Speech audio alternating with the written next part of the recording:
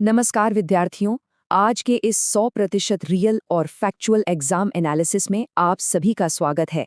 एक शिक्षक के रूप में आज हम 6 मई की पहली शिफ्ट के एसएससी जीडी एग्जाम का बिल्कुल सटीक लाइन बाय लाइन एनालिसिस करने वाले हैं। इसमें अपनी तरफ से हम कुछ भी एक्स्ट्रा नहीं जोड़ेंगे, सिर्फ और सिर्फ उन्हीं तथ्यों पर बात होगी जो परीक्षा में पूछे गए थे।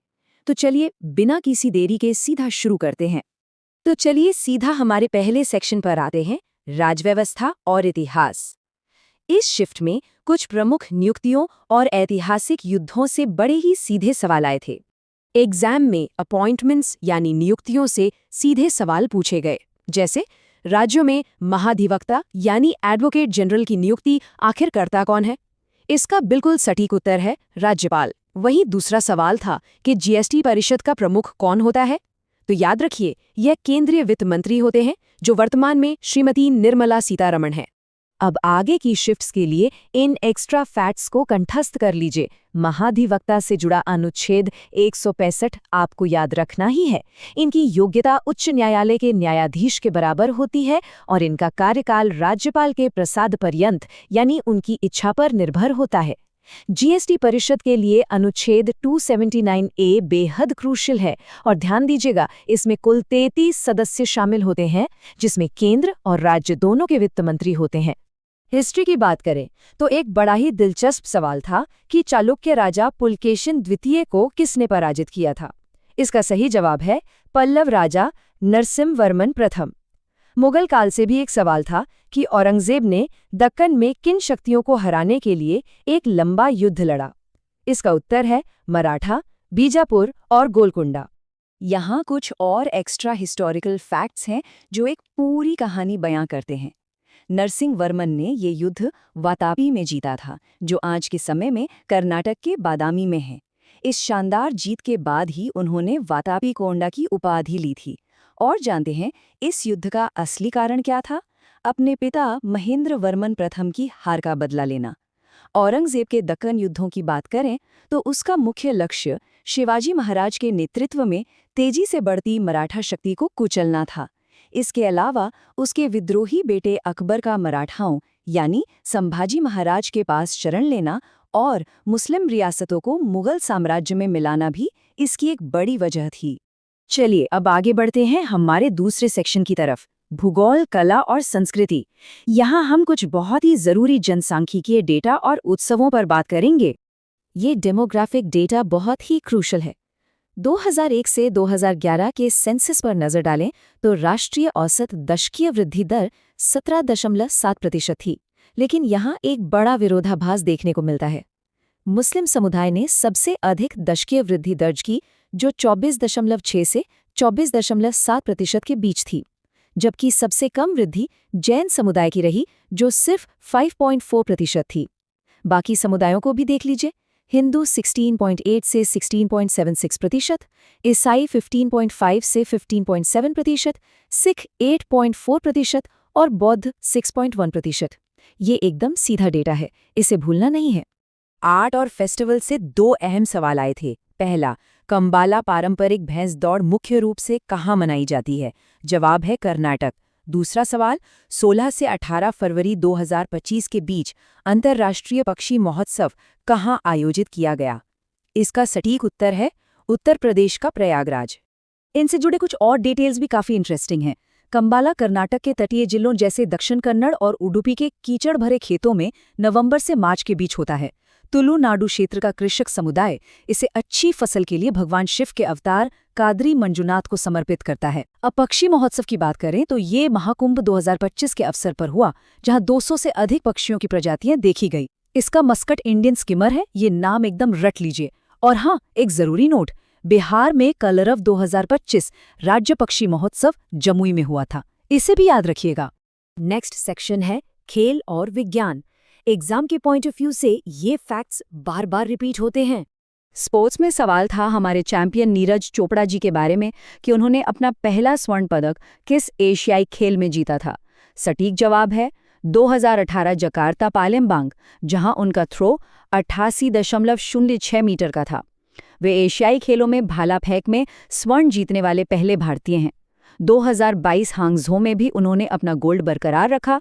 और सबसे बड़ी बात जो हम सब जानते हैं, टोक्यो ओलंपिक 2020 में भारत के लिए एकमात्र गोल्ड मेडल उन्होंने ही जीता था, वो भी 87.58 मीटर के ऐतिहासिक थ्रो के साथ।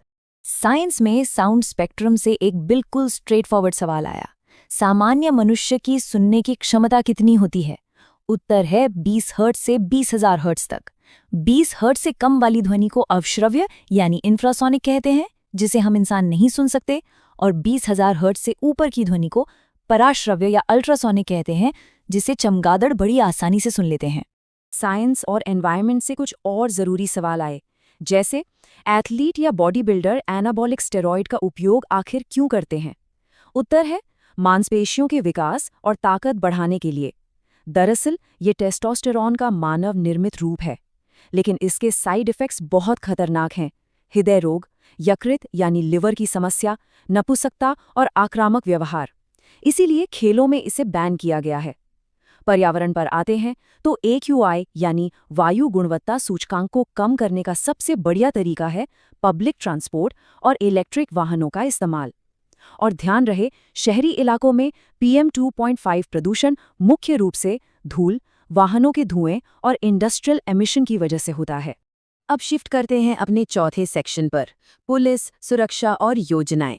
यहाँ शब्दावली और कुछ आय सीमा के आंकड़े हैं जिन्हें आपको मिस नहीं करना है। एक सवाल था कि संदिग्ध व्यक्ति की गतिविधियों पर लगातार नजर रखने की प्राथमिक विधि को क्या कहते हैं? उत्तर है निगरानी या सर्विलेंस। अब इन चारों शब्दों का अंतर एकदम क्लियर कर लीजिए। निगरानी का मतलब है सबूत जुटाने के लिए किसी की हरकतों पर छिपकर नजर रखना। पूछताछ या इंटरोगेशन का मतलब है पुलिस कस्टडी में व्यक्ति से जानकारी उगलवाना। दोष सिद्धि या कन्विक्शन अदालत द्वारा तय की गई कानूनी स्थिति है। और पुनर्वास यानी रिहैबिलिटेशन का मतलब है सजा काटने के बाद वापस समाज की मुख्य धारा में जुड़ना। ये वन लाइनर्स तो एकदम क्लियर हैं। रात के समय सिक्योरिटी गार्ड का सबसे मुख्य काम क्या है? गश्त करना यानी पेट्रोलिंग। आसान भाषा में कहें तो आंख कान की तरह मुस्तैद रहकर संपत्ति और लोगों की सुरक्षा करना।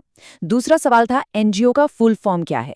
तो ये है नॉन गवर्नमेंटल ऑर्गेनाइजेशन यानी गैर सरकारी संगठन। गवर्नमेंट स्कीम से एक बहुत ही प्रिसाइज सवाल पूछा गया, PM दक्ष योजना का लाभ किन समूहों को मिलता है? उत्तर है SC, OBC, EBC, DNT और सफाई कर्मचारी। सामाजिक न्याय एवं अधिकारिता मंत्रालय की इस योजना का मुख्य उद्देश्य मुफ्त कौशल प्रशिक्षण यानी स्किल ट्रेनिंग देना है, और इसमें 18 से 45 वर्ष की आयु के लोग पात्र हैं। इसकी इनकम लिमिट पर खास ध्यान दीजिए। OBC के लिए पारिवारिक आय 3 लाख रुपए से कम होनी चाहिए, जबकि EBC यानी आर्थिक रूप से पिछड़े वर्ग के लिए पारिवारिक आय 1 लाख रुपए से कम होनी चाहिए। अब आते हैं हमारे 5वें सेक्शन पर, हिंदी व्याकरण। यहाँ शुद्ध तत्सम और बिगड़े हुए तद्भव रूपों को पहचानना बहुत जरूरी है। सवाल था कि अंधियारा और अंगरक्षक किस प्रकार के शब्द हैं? इसका सीधा उत्तर है अंधियारा एक तद्भव शब्द है और अंगरक्षक एक तत्सम शब्द है। चलिए इस चार्ट को ध्यान से देखते हैं।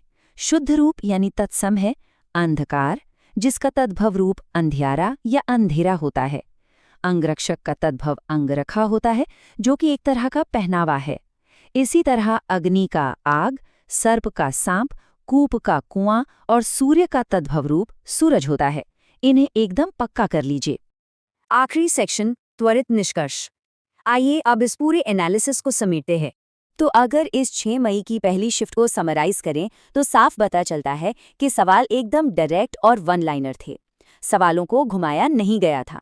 राजव्यवस्था में सीधे अनुच्छेद 165 और 279A से सवाल आए।